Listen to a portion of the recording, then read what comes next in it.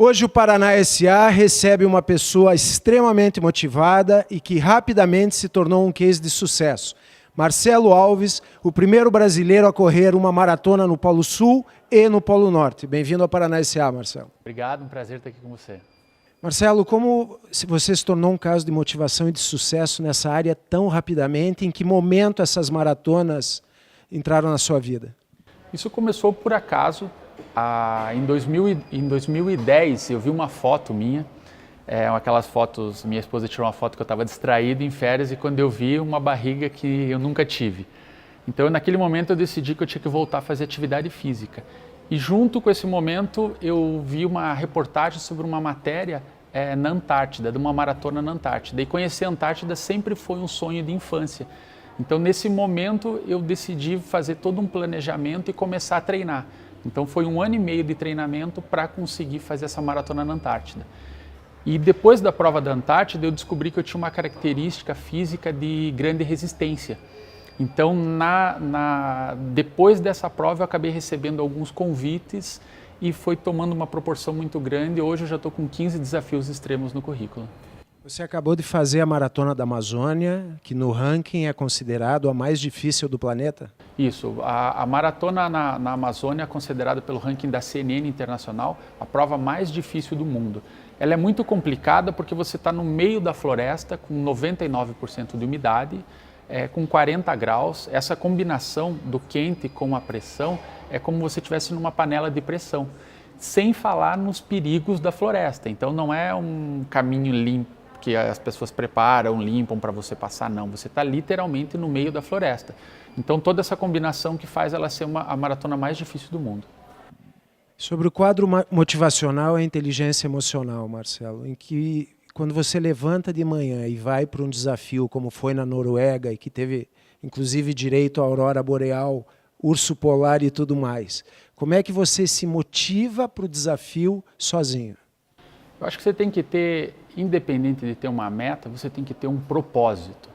O propósito eu acho que é uma maneira de você, é um catalisador da tua meta. Você pode atingir um objetivo se você tiver um planejamento, se você tiver a meta bem fácil, mas ele muitas vezes é difícil, como treinar a corrida em Curitiba no inverno.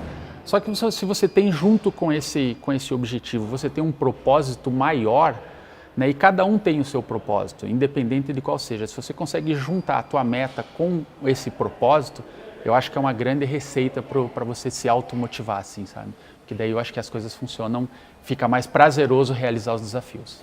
E quais são as condições agora para levar você para o Guinness Book, por exemplo? Eu tô no Guinness já com a participação da World Marathon Challenge, que foram 7 maratonas em 7 dias consecutivos nos 7 continentes. Então só foram 10 participantes dessa prova no mundo. Eu era o único sul-americano da prova e esses 10 atletas foram para o Guinness, né? Então, e agora também eu acabei de voltar em janeiro de um desafio na Noruega, no qual me tornei a primeira pessoa no mundo a correr em Svalbard no inverno, que para quem não sabe lá é 24 horas noite. Então é uma maratona a menos 20 graus à noite na terra do urso polar. Então nunca ninguém tinha feito isso na história.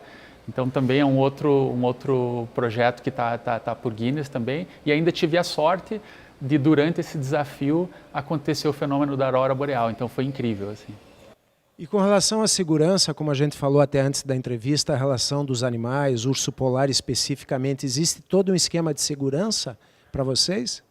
A prova da Amazônia, de todas as que eu fiz, é a única que eu não repetiria. Não necessariamente pelo esforço físico, mas realmente pela segurança. É uma prova que eu tive mais contato assim, com o risco de vida mesmo, que era uma coisa realmente muito perigosa. Existia pontos de controle, mas no meio da floresta um ponto de controle a 8, 10 quilômetros é muita coisa. Então, assim, caso acontecesse algum acidente, o risco de ser fatal era muito grande. Mas normalmente nos outros desafios existe uma estrutura, como no caso de Svalbard. O IBAMA, digamos assim, local, ele autorizou esse desafio, mas eu fui acompanhado por 2 caçadores armados naquelas motos de neve para fazer a proteção caso o urso aparecesse. E esse trabalho de planejamento, quanto tempo você precisa fazer o planejamento de cada etapa e o que está compondo a tua preparação física e nutricional hoje para chegar no desafio? A parte do planejamento é a parte que eu mais gosto, assim, é a parte que eu mais me divirto mesmo, porque quando você, como eu tenho ido para lugares super inóspitos e diferentes, falta muita informação. Então essa parte de você investigar, pesquisar através das redes sociais, fazer contato com outros aventureiros ao redor do mundo é uma parte que eu gosto muito, porque daí nesse momento você já começa a entrar na aventura. Então muitas vezes um ano antes da aventura, só de eu estar fazendo essa preparação, você já entra no espírito da aventura. Então é uma parte que eu gosto muito. Hoje em dia, começou por acaso, mas hoje em dia eu já tenho uma equipe que me ajuda. Então eu tenho fisiologista, tenho 2 fisioterapeutas, tenho massagista, tenho nutricionista. Então hoje isso está muito mais profissional para mim, porque realmente eu estou colocando minha vida em situações bem complicadas. Né? Você está com que idade hoje, Marcelo? 42 anos. Esse tipo de esporte de longa duração tem a facilidade de você poder praticar isso durante 20, 25 anos, mesmo nas idades mais avançadas. Esse legado você pretende perpetuar na sua vida agora? Ah, com certeza, com certeza. E é bem observado. Eu tive o prazer de correr na Antártida. No ano que eu corri, em 2012, um dos participantes que fizeram a prova comigo era um sul-africano que aos 72 anos se tornou o homem mais velho a correr na Antártida. Então, é impressionante, e essas provas de longa duração, ela requer muita experiência também, coisa que os jovens a gente sabe que não tem. Então, é muito normal os atletas serem acima de 35, 40 anos, assim. Então, é uma coisa que me motiva bastante saber que eu tenho um longo caminho para percorrer ainda.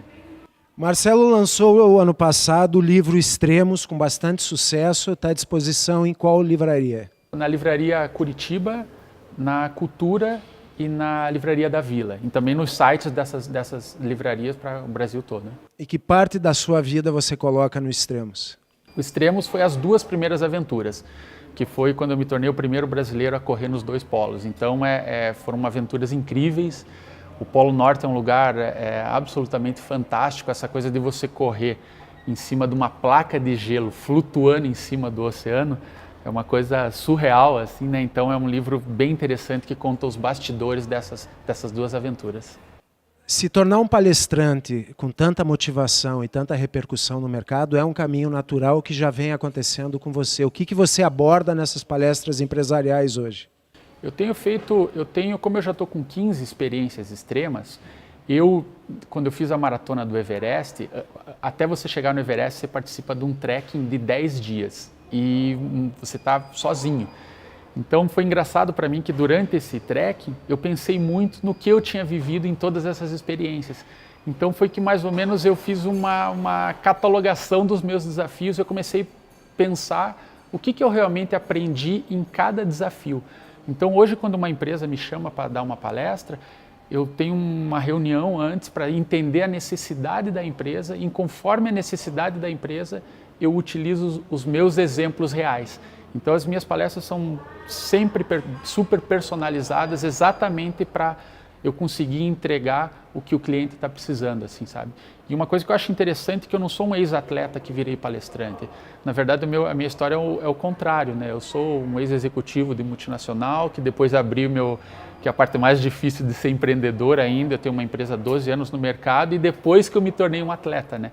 E essa relação do atleta de alta performance é o que hoje os empresários, os investidores encontram no mercado, né? Então é a parte mais complicada. Então eu acho que tem muita relação. Então eu começo a fazer um bate-bola entre essas duas áreas.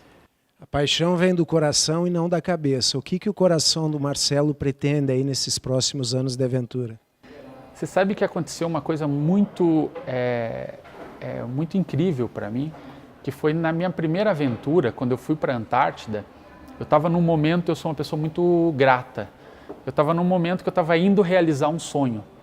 E isso é muito legal.